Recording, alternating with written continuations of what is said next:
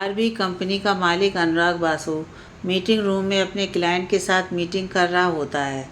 Company में काम करने वाले सभी लोग मीटिंग रूम में मौजूद होते हैं। अनुराग बासु नैना से कहते हैं, जो सुरभि की दोस्त है।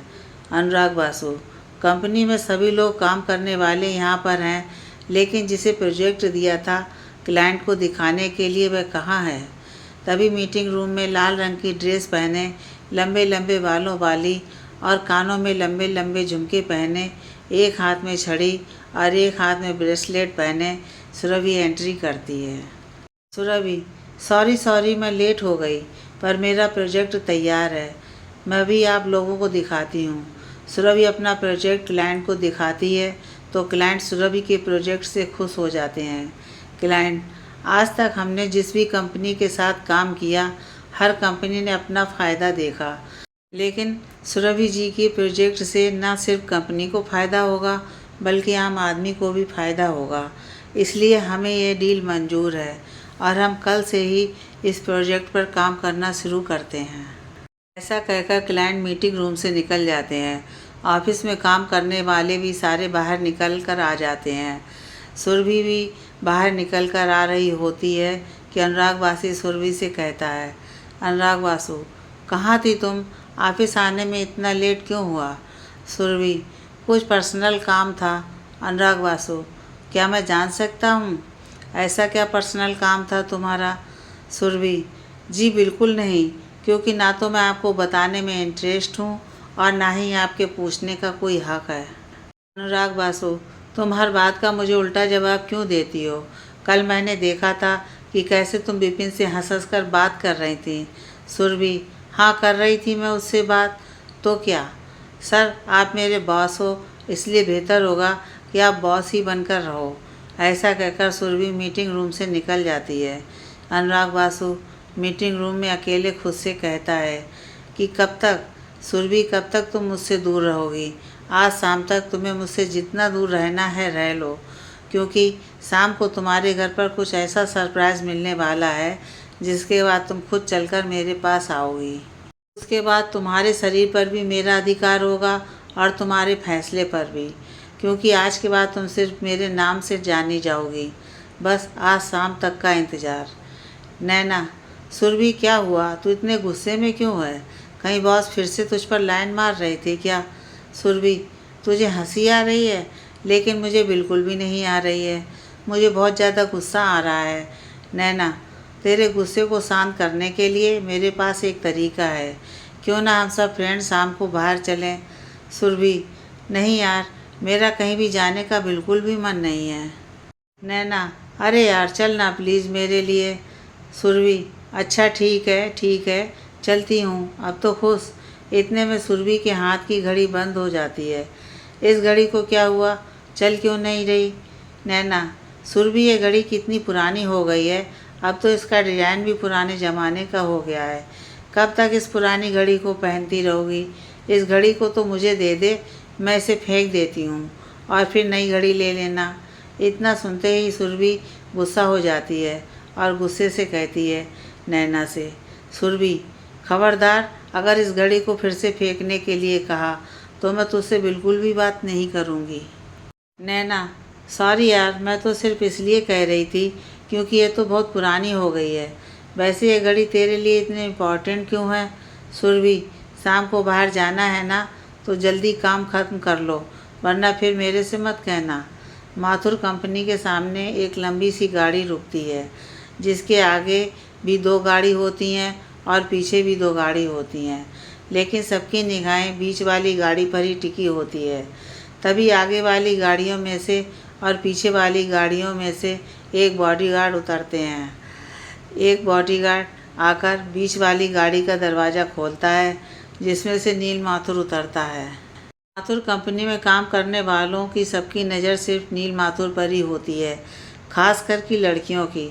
ऑफिस में काम करने वाली माया कहती है कि माया, क्या लग रहा है यार, क्या बॉडी है, कितना हैंडसम है, इसकी तो लाखों लड़कियां दीवानी होंगी।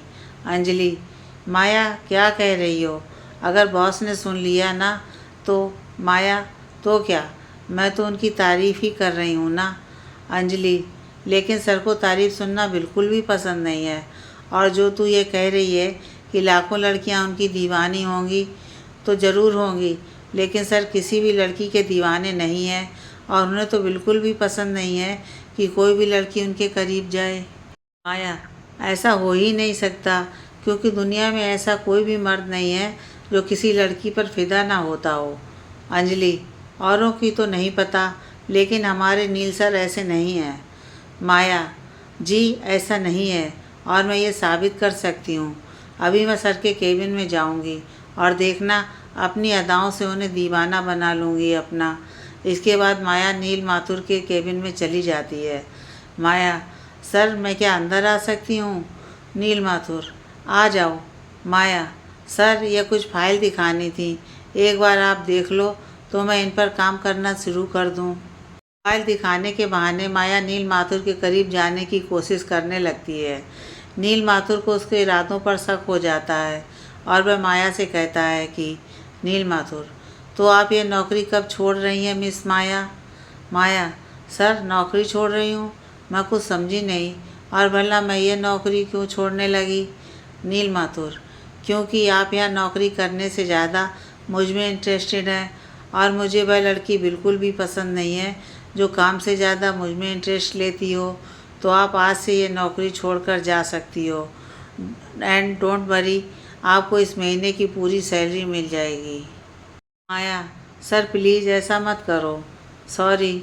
नील माथुर, मिस माया, सॉरी कहने की कोई ज़रूरत नहीं है, क्योंकि अब सॉरी कहने से कोई फ़ायदा नहीं। और माया, आप अभी 1 मिनट से पहले मेरे केबिन से निकल जाएं तो अच्छा है, वरना अभी तो सिर्फ आपकी नौकरी गई है, कहीं ऐसा ना हो कि आपका घर भी चला जाए। माया ऑफिस छोड़कर चली जाती है। तभी नील माथुर के केबिन में मोहन आता है, जो नील माथुर का दोस्त है। मोहन, क्या हुआ यार, इतना गुस्सा क्यों आ रहा है? ऐसा क्या कर दिया माया ने कि तुमने उसे ऑफिस से ही निकाल दिया? नील माथुर, ज़बरदस्ती मेरे करीब आना चाह रही थी, बस उसी की सज़ा मिली है उसे। मोहन, यार कैसे इंसान हो तुम? इतनी खूबसूरत लड़की तुम्हारे करीब आना चाह रही थी और तुमने उसके साथ, अगर तुम्हारी जगह मैं होता तो इस मौके का पूरा फ़ायदा उठाता।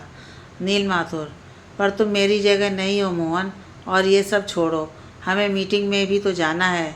नील माथुर अपने हाथ की घड़ी देखकर कहता है कि यह घड़ी फिर से बंद हो गई। मोहन, यार तुम नील माथुर हो, माथुर कंपनी का अकेला मालिक, तुम्हारे पास किस चीज़ की कमी है? दौलत है, शोहरत है, उसके बाद भी तुम इतनी पुरानी घड़ी को क्यों पहनते हो?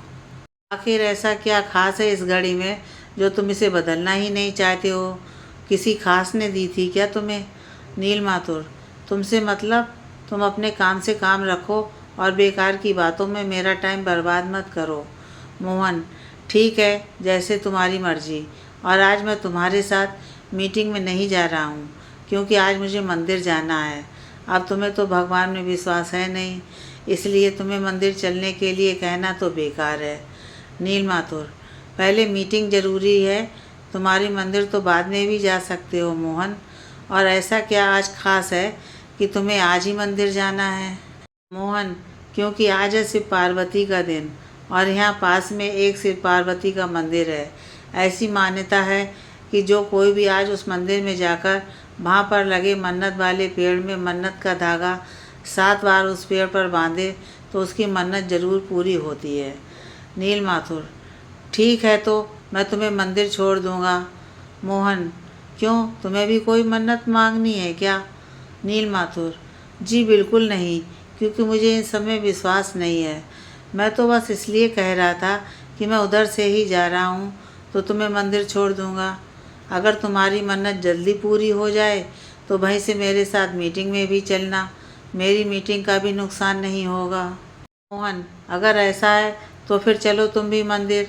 नील माथुर और मोहन दोनों मंदिर के लिए निकल पड़ते हैं। उधर सुरभि अपनी दोस्त नैना से कहती है कि सुरभि सुनो, हम घर जाते हुए मंदिर होकर जाएंगे। नैना, सुरभि यार एक बात बता, तू आज ही के दिन मंदिर क्यों जाती है? आज के दिन तू मंदिर जाती है और वहाँ मन्नत वाले पेड़ पर धागा बांधकर अपनी मन्नत मांगती है। ऐसी कौन सी तेरी मन्नत है जो पूरी नहीं हुई? सुरभि, मन्नत है और मन्नत किसी को बताई नहीं जाती। अब तू चल जल्दी से मंदिर। नैना, अच्छा ठीक है बाबा, चलो। नील माथुर और मोहन दोनों मंदिर पहुंच जाते हैं। मंदिर में पहुंचकर मोहन नील माथुर से कहता है कि मोहन, यार तुम मंदिर में चलो, मैं बस अभी आता हूँ पूजा के फूल लेकर। मोहन पूजा के फूल लेने चला जाता है और नील माथुर मंदिर के अंदर आ जाता है। मंदिर में पंडित जी नील माथुर को देखते हैं और उन्हें लगता है कि नील माथुर भी मन्नत मांगने के लिए आया है। इसलिए पंडित जी नील माथुर से कहते हैं कि पंडित जी, अरे बेटा, तुम भी मन्नत मांगने के लिए आए हो? यह लो मन्नत वाला धागा और उस पेड़ पर बांध दो। नील माथुर, सॉरी पंडित जी, पर मुझे इन सब में विश्वास नहीं है। अगर पेड़ पर धागा बांधने से मन्नत पूरी हो जाए तो फिर दुनिया में कोई भी ऐसा इंसान नहीं बचेगा जिसकी मन्नत पूरी ना हो। पंडित जी, तुमने सही कहा बेटा, लेकिन मन्नत सिर्फ उसी की पूरी होती है जो सच्चे दिल से उस ईश्वर से मांगता है। एक बार तुम भी भगवान पर भरोसा करके मन्नत का धागा बांध कर देखो, क्या पता भगवान तुम्हारी मन्नत पूरी कर दे और तुम्हें वह मिल जाए जिसकी तुम्हें तलाश है। नील माथुर पंडित जी के हाथ से मन्नत वाला धागा लेकर पेड़ से बांधने के लिए चला जाता है।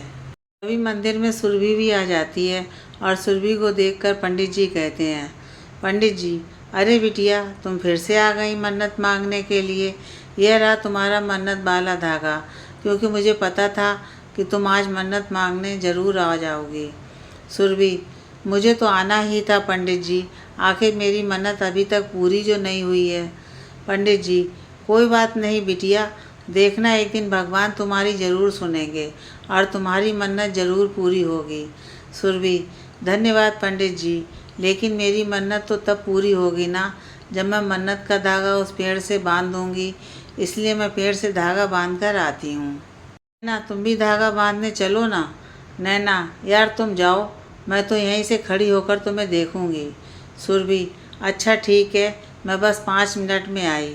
सुरभि पेड़ से धागा बांधने के लिए चली जाती है, जहाँ पर नील माथुर भी होता है। पेड़ से धागा बांधने के लिए 7 चक्कर लगाने होते हैं। आगे नील माथुर होता है और पीछे सुरभि, दोनों एक साथ उस पेड़ के 7 चक्कर लगा रहे होते हैं। उस मंदिर की ऐसी मान्यता है कि कोई भी कुंवारी लड़कियां या कुंवारे लड़के एक साथ उस पेड़ के 7 चक्कर लगा लें तो उनका विवाह हो जाता है। और आज के दिन तो और भी ज़्यादा शुभ घड़ी होती है विवाह के लिए। नील माथुर और सुरभि चक्कर तो मन्नत का धागा बांधने के लिए लगा रहे थे, लेकिन उन्हें पता ही नहीं था कि ऐसे एक साथ चक्कर लगाने से उनका विवाह हो रहा है। 7वां चक्कर भी पूरा हो जाता है, लेकिन तभी सुरभि का पैर फिसल जाता है, पर नील माथुर सुरभि का हाथ थाम लेता है और उनका मन्नत वाला धागा भी उलझ जाता है। इतने में पंडित जी वहाँ पहुँच जाते हैं और दोनों से कहने लगते हैं, पंडित जी, लगता है भगवान ने आप दोनों को एक दूसरे के लिए बनाया है, तभी तो 7 फेरों के साथ आप दोनों मन्नत के धागों में उलझ गए। आप दोनों का 7 जन्मों का साथ है। नील माथुर पंडित जी पर गुस्सा करते हुए, पंडित जी, आपको पता है आप क्या बोल रहे हैं? न मेरा और इस लड़की का साथ लिखा है और ना ही हम दोनों की मन्नत एक है। ऐसे कहते हुए मन्नत का धागा तोड़ देता है। सुरभि, पागल हो क्या? तुमने अपने साथ साथ मेरे मन्नत का धागा क्यों तोड़ दिया? नील माथुर, क्योंकि मुझे पसंद नहीं है कि मेरे मन्नत के धागे के साथ किसी और का धागा उलझ जाए। पंडित जी, पर बेटा, इस पेड़ के 7 चक्कर लगाने के कारण आप दोनों का विवाह हो गया है। सुरभि, प्लीज पंडित जी, आप क्या बोल रहे हैं? मैं कभी भी इस इंसान से शादी नहीं कर सकती। नील माथुर, और तुम्हें क्या लगता है कि मैं तुमसे शादी करने के लिए मरा जा रहा हूँ? इतने में मोहन नील माथुर से कहने लगता है, मोहन छोड़ ना यार, गलती से हो गया, अब गुस्सा छोड़ो और मीटिंग में चलो। नैना, हाँ सुरभि, वैसे भी तुम दोनों को थोड़ी ना पता था कि ऐसे चक्कर लगाने से तुम दोनों का विवाह हो जाएगा। सुरभि, क्या बोल रही हो तुम? हम दोनों की कोई शादी नहीं हुई है, समझी? नील माथुर, और अगर ये दुनिया की आखिरी लड़की भी होगी ना, तब भी मैं इससे शादी नहीं करूँगा। नील माथुर वहाँ से जाने लगता है, फिर अचानक मुड़ के कहता है कि नील माथुर, मुझे भगवान में भरोसा नहीं है। अगर तुम्हें भरोसा है तो अपने भगवान से एक मन्नत और मांग लेना कि फिर कभी भी तुम्हारा और मेरा आमना सामना ना हो। ऐसा कहकर नीलमाथुर चला जाता है और पीछे पीछे मोहन भी चला जाता है। सुरभि, देखो नैना कितना बदतमीज इंसान है, कितनी बदतमीजी से बात करके गया है। सच कहा इसने, मुझे मन्नत मांगनी चाहिए कि फिर कभी भी हम दोनों का आमना सामना ना हो। सुरभि एक और धागा लेकर पेड़ से बांधने लगती है। धागा बांधकर चली जाती है, लेकिन उसके चले जाने के बाद धागा पेड़ से खुलकर नीचे गिर जाता है। नैना, सुरभि तुम अपना मूड क्यों ख़राब कर रही हो? अगर तुम्हारा मूड ख़राब रहेगा तो शाम को हमारी पार्टी भी बेकार हो जाएगी। सुरभि, सही कहा तुमने नैना, भला उस बदतमीज इंसान के लिए मैं अपना मूड क्यों ख़राब करूं? उसके लिए मुझे अपना मूड नहीं ख़राब करना। तू चिंता मत कर, हमारी पार्टी शाम को बेकार नहीं होगी। नैना, अब मैं घर चलती हूँ।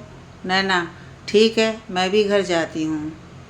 नैना, शाम को टाइम पर तैयार हो जाना, मैं तुम्हें लेने तुम्हारे घर आ जाऊँगी। इसके बाद नैना भी अपने घर चली जाती है और सुरभि भी अपने घर आ जाती है। सुरभि जब अपने घर पहुँचती है तो ये देखकर हैरान रह जाती है कि उसके घर में उसके ऑफिस के बॉस उसकी माँ के साथ उसका इंतज़ार कर रहे होते हैं। सुरभि, सर क्या मैं जान सकती हूँ कि आप यहाँ क्या कर रहे हैं? सरोजनी, सुरभि की माँ। सुरभि, ये क्या तरीका है अपने होने वाले पति से बात करने का? सुरभि, क्या पति? माँ, आप क्या बोल रही हो? अनुराग सर और मेरे पति? सरोजनी, हाँ, क्योंकि तेरी शादी मैंने अनुराग बासु से तय कर दी है। सुरभि, और किससे पूछकर आपने ये फैसला लिया है? सरोजनी, माँ हूँ मैं तेरी, और तेरे लिए कोई फ़ैसला लेने के लिए मुझे किसी से पूछने की ज़रूरत नहीं है। मैंने बस कह दिया है तो कह दिया। तेरी शादी अनुराग बासु से ही होगी तो मतलब होगी। अनुराग बासु, नमस्ते माँ जी, अब मैं चलता हूँ। कल सुरभि का बर्थडे है ना, तो बर्थडे पार्टी में ही हम दोनों सगाई भी कर लेंगे। कल का तो मुझे बेसब्री से इंतज़ार रहेगा। इसके बाद अनुराग बासु चला जाता है। सुरभि, कितने पैसे दिए हैं उसने आपको माँ मुझसे शादी करने के लिए? सरोजनी, तुझे क्या लगता है सुरभि, मैं हर काम सिर्फ पैसों के लिए नहीं करती हूँ। सुरभि, मैं पैसों की लालची नहीं हूँ जो तेरी शादी किसी से भी करवा दूँ। अनुराग बासु से शादी करने के लिए मैं इसलिए कह रही हूँ क्योंकि मैं चाहती हूँ तू अपनी ज़िंदगी में आगे बढ़े। तुझे क्या लगता है, क्या मुझे पता नहीं है कि तू अनुराग बासु से तो क्या किसी से भी शादी क्यों नहीं करना चाहती है? क्योंकि तू आज भी उससे प्यार करती है ना, तेरे दिल को आज भी उसका इंतज़ार है, लेकिन तेरा इंतज़ार करना बेकार है, मैं नहीं आने वाला। सुरभि, माँ आप जिसे इंतज़ार कह रही हो वह मेरी जीने की वजह है। अगर उसका इंतज़ार है तो मेरी जीने की वजह है। जिस दिन इस दिल ने इंतज़ार करना छोड़ दिया उस दिन यह दिल धड़कना भी बंद कर देगा। इसके बाद सुरभि अपने कमरे में चली जाती है। सरोजनी, तू चाहे कुछ भी कर ले, लेकिन कल तेरी बर्थडे पार्टी में तेरी सगाई अनुराग बासु से होकर ही रहेगी। और मैं ये सब इसलिए नहीं कर रही कि मुझे उसकी दौलत चाहिए, बल्कि इसलिए कर रही हूँ ताकि तू अपनी ज़िंदगी में उसके साथ आगे बढ़ सके। कुछ देर बाद नैना भी सुरभि के घर आ जाती है और सुरभि को लेकर पार्टी करने के लिए चली जाती है। इस पार्टी में नीलमाथुर और उसका दोस्त मोहन भी आए हुए हैं। नीलमाथुर मंदिर वाली बात पर बहुत ज़्यादा गुस्सा कर रहा होता है और इसी गुस्से के कारण बहुत ज़्यादा शराब पी लेता है, इतनी कि उस पर सीधे खड़े भी नहीं हुआ जा रहा है। इसलिए मोहन जिस होटल में पार्टी हो रही होती है उसी होटल के एक कमरे में नीलमाथुर को ले जाता है और नीलमाथुर को नशा काफ़ी हो रहा होता है, इसलिए वह कमरे में सो जाता है और मोहन भी दूसरे कमरे में जाकर सो जाता है।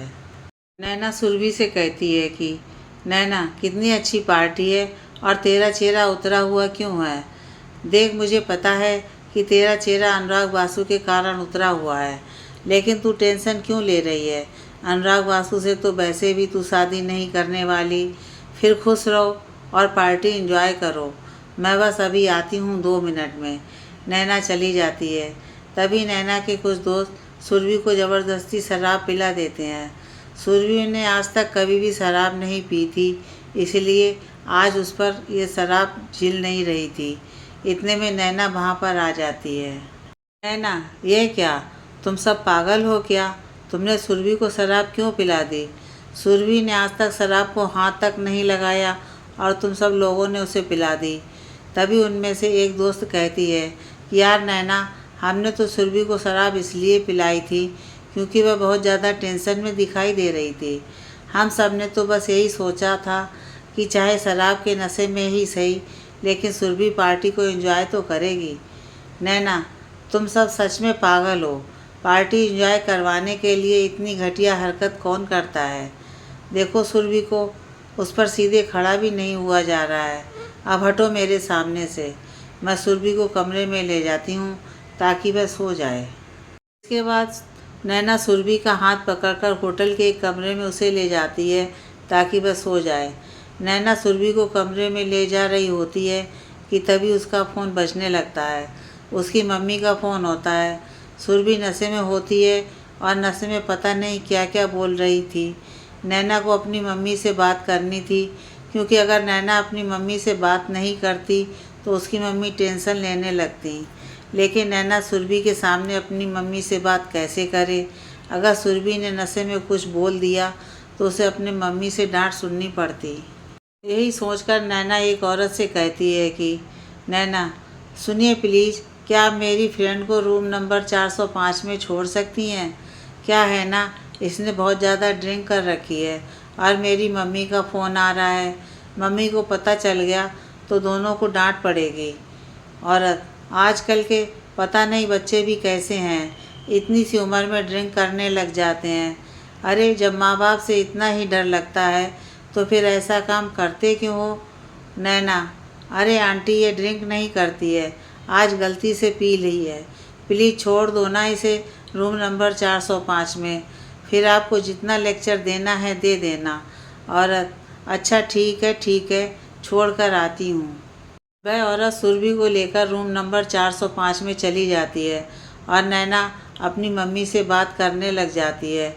लेकिन उस औरत को भूलने की बीमारी होती है और वह औरत रूम नंबर 405 भूल जाती है। उसे रूम नंबर 404 याद रहता है।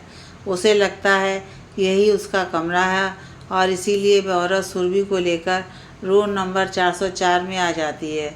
जैसे ही वह औरत रूम नंबर 404 का दरवाज़ा खोलती है, उसकी नज़र नील माथुर पर जाती है, जो चेहरा ढककर सो रहा था।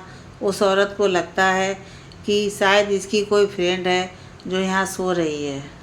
सुरभि भी इतनी ज़्यादा नशे में होती है कि वह ये जानने की कोशिश ही नहीं करती कि उसके पास में कौन सो रहा है। औरत सुरभि का हाथ पकड़कर लाती है और नील माथुर के पास में ही लेटा देती है। अगले दिन जब सुरभि की आंखें खुलीं तो उसने खुद को नील माथुर की बाहों में पाया। उसे कुछ भी याद नहीं आ रहा था कि आखिर रात को हुआ क्या था। ना ही ये याद था कि नील माथुर के कमरे में कैसे पहुंच गई। सुरभि जल्दी से उठती है और उस कमरे से बाहर चली जाती है और जल्दी से उस होटल से बाहर निकलना चाहती है कि तभी वह नैना से टकरा जाती है। सुरभि को इतना डरा हुआ देखकर नैना घबरा जाती है। नैना, सुरभि क्या हुआ? तू इतनी डरी हुई क्यों है? सुरभि, मुझे कुछ भी याद नहीं है। पता नहीं कैसे मैं पूरी रात एक अनजान के कमरे में उसके साथ बेड पर सोती रही। नैना, यह सब मेरी ही गलती है। मुझे खुद तुझे कमरे में ले जाना चाहिए था। वैसे वह है कौन? सुरभि, वही मंदिर वाला। नैना, सुरभि, कहीं रात नशे में तेरे और उसके बीच कुछ? सुरभि, मुझे नहीं पता और ना ही मुझे जानना है। मुझे बस इतना पता है कि जल्द से जल्द मुझे ये शहर छोड़कर कहीं दूर जाना है। आज शाम को मेरी बर्थडे पार्टी है और पार्टी करने के बाद यह शहर छोड़कर चली जाऊंगी। इसके बाद सुरभि और नैना होटल से निकल जाते हैं। उधर नील माथुर की आंखें भी खुल जाती हैं। तभी उसके कमरे में मोहन आता है और उससे कहता है कि मोहन, रात कैसी गुजरी? अच्छी ही गुजरी होगी, आखिर एक खूबसूरत लड़की जो साथ में थी। नील माथुर, लड़की? कौन लड़की? मोहन, वही मंदिर वाली जिससे तुम्हारी शादी हो गई है। देखा था मैंने किस तरह तुम दोनों एक ही बेड पर एक साथ सो रहे थे। नील माथुर, क्या बकवास कर रहे हो तुम? मोहन, मैं बकवास नहीं कर रहा हूँ, सच बोल रहा हूँ। रात जब मैं इधर से गुजर रहा था तो मैंने देखा कि तुम्हारे कमरे का दरवाज़ा खुला है, और जब मैं दरवाज़ा बंद करने के लिए आया तो देखा कि तुम्हारी बाहों में वही लड़की है, और वैसे भी तुम्हारी बाहों में, तुम्हारे बेड पर वह लड़की तुम्हारी मर्ज़ी से ही आई होगी। यही सोचकर मैं दरवाज़ा बंद करके चला गया। अगर तुम्हें यकीन नहीं हो रहा तो ये देखो, तुम्हारे बेड पर उस लड़की की घड़ी भी पड़ी है। नील माथुर उस घड़ी को देखने लगता है और कहता है कि नील माथुर, मुझे जल्द से जल्द उस लड़की का पता चाहिए कि ये कहाँ रहती है। और मोहन, कोई सवाल जवाब मत करना, जितना कहा है उतना करो। नील माथुर के कहने के बाद मोहन सुरभि का पता लगाने के लिए चला जाता है। शाम को सुरभि अपने बर्थडे पार्टी मना रही होती है। केक काटने के बाद अनुराग बासु उससे डांस करने के लिए कहता है। अनुराग बासु, सुरभि, क्या तुम मेरे साथ डांस करोगी? मैं भी क्या तुम्हारी इजाज़त मांग रहा हूँ। अब तो हम दोनों की शादी होने जा रही है, तो तुम पर तो मेरा अधिकार है। ऐसा कहकर सुरभि का हाथ पकड़ के डांस करने के लिए ले जाने लगता है। सुरभि मन में, बस आज रात और कल मैं यहाँ से बहुत दूर चली जाऊँगी अनुराग बासु, जहाँ तुम तो क्या, तुम्हारा साया भी नहीं होगा, क्योंकि तुमसे शादी तो मैं किसी भी हालत में नहीं करने वाली। ऐसा सोचकर सुरभि भी अनुराग बासु के साथ डांस करने लग जाती है। दोनों डांस कर ही रहे होते हैं कि इतने में नील माथुर एंट्री करता है। पार्टी में उसके साथ उसके बॉडीगार्ड भी होते हैं और नील माथुर के हाथ में गन होती है। नील माथुर सुरभि के पास आता है और उसका हाथ पकड़कर ले जाने लगता है। अनुराग बासु सुरभि को रोकना तो चाहता है, लेकिन डर के मारे रोक नहीं पाता, और सुरभि की माँ भी कुछ नहीं कर पाती। नील माथुर सुरभि की आंखों पर पट्टी बांध देता है। सुरभि, कहाँ ले जा रहे हो मुझे? नील माथुर, बस थोड़ा सा इंतज़ार और पता चल जाएगा। सुरभि, आखिर क्या चाहते हो तुम मुझसे? नील माथुर, यार तुम सवाल कितने करती हो, कहा ना कि थोड़ा इंतज़ार करो, सब पता चल जाएगा। अब चुपचाप मुंह बंद करके गाड़ी में बैठो। नील माथुर सुरभि को लेकर एक मंदिर में आ जाता है। नील माथुर के एक हाथ में गन होती है तो दूसरे हाथ में मंगलसूत्र। यह देखकर सुरभि चौंक जाती है। सुरभि, साइको हो क्या? आखिर चाहते क्या हो तुम मुझसे? नील माथुर, तुम्हें अभी इसी वक्त मंदिर में मेरे साथ शादी करनी होगी। सुरभि, नहीं, मैं तुम जैसे साइको से कभी शादी नहीं करूँगी। और तुम हो कौन? नील माथुर, बोल तो ऐसे रही हो जैसे तुम मुझे जानती ही नहीं। इतनी आसानी से क्या तुम उस रात को भूल गई? मेरी इजाज़त के बिना मेरे कमरे में कोई परिंदा भी नहीं आ सकता, और तुम मेरे बिस्तर पर आ गई। मेरे बिस्तर पर मेरे साथ तुमने पूरी रात गुजारी, उसके बाद भी मुझे पहचान नहीं पा रही हो। सुरभि, इसका मतलब तुम्हें सब पता है? देखो, मुझे कुछ भी पता नहीं कि मैं कैसे तुम्हारे कमरे में बिस्तर पर आ गई। मेरा यकीन करो, मुझे कुछ भी याद नहीं। नील माथुर, तुम्हें क्या लगता है तुमने जो गलती की है उसके बाद मैं तुम्हें ऐसे ही जाने दूंगा? अब तुमने गलती की है तो सज़ा भी ज़रूर मिलेगी। तुम्हें मुझसे शादी करनी होगी, अभी इसी वक्त इस मंदिर में। सुरभि, नहीं, मैं तुमसे शादी नहीं कर सकती। नील माथुर, ठीक है, अगर तुम मुझसे शादी नहीं कर सकती हो तो फिर मरने के लिए तैयार हो जाओ। ऐसा कहकर नील माथुर सुरभि के ऊपर गन तान देता है। सुरभि अपनी आंखें बंद कर लेती है। अचानक नील माथुर ज़ोर ज़ोर से हंसने लगता है। सुरभि अपनी आंखें खोलती है तो नील माथुर को इस तरह हंसते हुए देखकर कहती है, सुरभि, क्या हुआ, तुम्हें हंसी क्यों आ रही है? नील माथुर, तुम्हारा चेहरा देखकर कितना डर गई हो तुम। सुरभि, तुमने सोच कैसे लिया कि मैं तुम्हें मार सकता हूँ, उसे जिसमें मेरी जान बसती है? तुम्हें कुछ होने से पहले मैं मर जाना पसंद करूँगा। सुरभि, क्या मतलब है? तुम कहना क्या चाहते हो तुम? नील माथुर सुरभि को उसकी घड़ी देता है।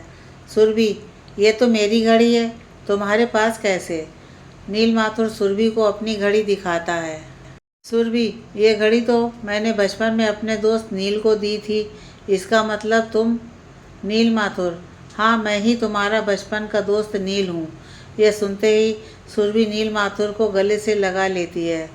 सुरभि, मुझे तो यकीन ही नहीं हो रहा नील कि तुम मेरे सामने हो, लेकिन मैं तुमसे बहुत नाराज़ हूँ इतने सालों में तुम्हें एक बार भी मेरी याद नहीं आई? नील माथुर: ऐसा कभी हो नहीं सकता कि मेरा दिल तुम्हारा नाम ना ले। जिस दिन मेरा दिल तुम्हारा नाम लेना बंद कर देगा, उस दिन धड़कना भी बंद कर देगा। सुरभि: मैं तो बचपन में तुम्हें छोड़कर लंदन जाना ही नहीं चाहता था, लेकिन मम्मी पापा के लिए लंदन जाना पड़ा। पर लंदन में भी एक दिन भी नहीं गया जब मैंने तुम्हें याद नहीं किया हो सुरभि। हर दिन बस यही सोचता था कि कब इंडिया वापस आऊं और आकर तुमसे मिलूं। लेकिन जब मैं इंडिया आया और तुम्हारे घर पहुंचा, मुझे पता चला तुम और आंटी घर खाली करके जा चुके हो। कहाँ गए हो कुछ भी पता नहीं था। बस हर वक्त यही सोचता रहता था कि एक बार तुमसे मुलाकात हो जाए। इतने सालों में कभी भी अपनी अनकही मोहब्बत को नाम नहीं दिया मैंने। बचपन में तुमने और मैंने वादा किया था कि हमेशा साथ रहेंगे, और साथ रहने के लिए ज़रूरी था कि हम बड़े होकर एक दूसरे से शादी कर लें। बस यही मेरे दिल में रहता था कि जब तुमसे मुलाकात होगी तो अपनी अनकही मोहब्बत को नाम दे दूँगा। लेकिन मैं ये भूल गया कि वह तो बचपन की बात थी, और इतने सालों में तो बहुत कुछ बदल जाता है। तुम्हारे दिल में भी अब किसी और ने जगह बना ली है। मैंने तो अपना वादा निभाया, लेकिन तुमने अपना वादा तोड़ दिया। इसलिए तो तुम अनुराग बासु से शादी करने जा रही हो। सुरभि: नील, तुम इतने सालों में बिल्कुल भी नहीं बदले हो। बिना सारी बात जाने बस ये सोच लेते हो कि यही सही है। नील, तुम्हें क्या लगता है वादा निभाना सिर्फ तुम्हें ही आता है? नहीं, मैं भी वादा निभाना जानती हूँ। तुमने ऐसे सोच भी कैसे लिया कि मैं अनुराग बासु से शादी कर सकती हूँ? मैं मर जाती लेकिन तुम्हारे अलावा किसी और से शादी नहीं करती। जब मैंने खुद को तुम्हारे बिस्तर पर तुम्हारी बाहों में पाया तो मुझे लगा कि मैंने तुमसे करा हुआ वादा तोड़ दिया। इसलिए मैं आज रात यहाँ से बहुत दूर जाने वाली थी। सोचा अगर यहाँ से कहीं दूर चली जाऊँगी तो अनुराग बासु से पीछा भी छूट जाएगा और शायद उस रात को भी भूल जाऊँगी। लेकिन मुझे क्या पता था कि जिसकी बाहों में मैंने रात गुजारी वह वही था जिसकी बाहों में मैं रहना चाहती हूँ। नील, तुमने कहा था ना कि तुम अपनी अनकही मोहब्बत को नाम देना चाहते हो, लेकिन आज मैं अपनी अनकही मोहब्बत को नाम देती हूँ। मेरा दिल बचपन से बस एक के लिए ही धड़कता है, और वह तुम हो नील। मैं तुमसे प्यार करती हूँ नील। नील माथुर: तुम मजाक तो नहीं कर रही हो ना? देखो, अगर मजाक कर रही हो प्लीज़ ऐसा मजाक मत करो, मेरा दिल टूट जाएगा। सुरभि: मैं कोई मजाक नहीं कर रही हूँ, मैं सच में तुमसे बेइंतहा मोहब्बत करती हूँ नील। ऐसा कहकर सुरभि घुटनों के बल बैठ जाती है। सुरभि: नील, बचपन में तुमने मुझसे पूछा था कि क्या मैं तुमसे शादी करूँगी, लेकिन आज मैं तुमसे पूछती हूँ नील, क्या तुम मुझसे शादी करोगे? क्या तुम अपनी पूरी ज़िंदगी मेरे साथ बिताना पसंद करोगे? नील माथुर सुरभि को खड़ा करता है और उसे गले से लगा लेता है। नील माथुर: हाँ, मैं तुमसे शादी करूँगा, अपनी पूरी ज़िंदगी तुम्हारे साथ बिताना चाहता हूँ। तुम सोच भी नहीं सकती कि मैं कितना खुश हूँ। तुम्हें पता है, जब मुझे पता चला कि तुम अनुराग बासु से शादी करने जा रही हो तो मेरी जान ही निकल गई थी। लेकिन फिर मैंने सोचा कि तुम्हारी खुशी में ही तो मेरी खुशी है। लेकिन मैं गलत था। मेरी सुरभि तो हमेशा से मुझसे ही प्यार करती थी और हमेशा मुझसे ही प्यार करेगी। और आज मैं भी तुमसे वादा करता हूँ, तुम्हारा नील हमेशा से तुम्हारा था और हमेशा से तुम्हारा ही रहेगा। I love you Surabhi. Surabhi: I love you Neel. इतने में नैना और मोहन भी मंदिर में पहुँच जाते हैं। नैना: फाइनली तुम दोनों की अनकही मोहब्बत को नाम मिल ही गया। मोहन: मैं हमेशा से सोचता था कि हमारे नील माथुर जी हमेशा लड़कियों से इतना दूर क्यों रहते हैं, लेकिन अब पता चला क्योंकि उनके दिल में तो पहले से ही सुरभि रहती है। उसी वक्त सुरभि की माँ सरोजनी और अनुराग बासु भी पहुंच जाते हैं। सरोजनी: मैंने सब सुन लिया है सुरभि, मुझे माफ़ कर दे। जो मैं तेरी शादी तेरी मर्जी के खिलाफ़ करवाने जा रही थी, क्योंकि मुझे लगता था कि तेरी अनकही मोहब्बत को कभी नाम नहीं मिलेगा। लेकिन आज तेरी अनकही मोहब्बत को नाम मिल गया है, तो मुझे भी तेरी और नील की शादी से कोई ऐतराज़ नहीं है। सुरभि: थैंक यू माँ, मैं आपको बता भी नहीं सकती कि मैं कितनी खुश हूँ आज। अनुराग बासु: सुरभि, माफ़ी तो मैं भी तुमसे मांगना चाहता हूँ। जो मैं तुम्हारी मर्जी के खिलाफ़ तुमसे शादी करने जा रहा था, क्योंकि मुझे लगता था कि मैं तुमसे बहुत प्यार करता हूँ। लेकिन मेरा प्यार प्यार नहीं, बस जिद थी तुम्हें पाने की। प्यार तो तुम और नील एक दूसरे से करते हो और तुम दोनों का प्यार सच्चा है। मैं तुम दोनों के प्यार में रुकावट नहीं बनना चाहता हूँ। सुरभि और नील, तुम दोनों एक दूसरे के लिए बने हो, जिनकी अनकही मोहब्बत आज की नहीं बचपन की है। फिर मैं कौन होता हूँ तुम दोनों को अलग करने वाला। सुरभि, मैं बहुत खुश हूँ कि फाइनली तुम दोनों की अनकही मोहब्बत को नाम मिल गया और तुम दोनों एक हो गए। सरोजनी, तुम दोनों की शादी इसी वक्त इसी मंदिर में होगी। पंडित जी, आप मंत्र शुरू करें। नैना, वैसे सुरभि और नील, तुम दोनों को फेरे लेने की ज़रूरत तो नहीं है, क्योंकि तुम दोनों के फेरे तो पहले ही हो चुके हैं। ऊपर वाले ने तो पहले ही इशारा कर दिया था तुम दोनों को मिलवाने का, बस तुम दोनों ही नहीं समझे थे। नील माथुर, मेरी और सुरभि की शादी होगी, लेकिन बहुत धूमधाम से। आखिर दुनिया वालों को भी तो पता चले नील माथुर और सुरभि की शादी है। सुरभि, हाँ ये बात तो सही है, और वैसे भी मेरा सपना था कि जब मेरी और नील की शादी हो तो पूरी धूमधाम से हो।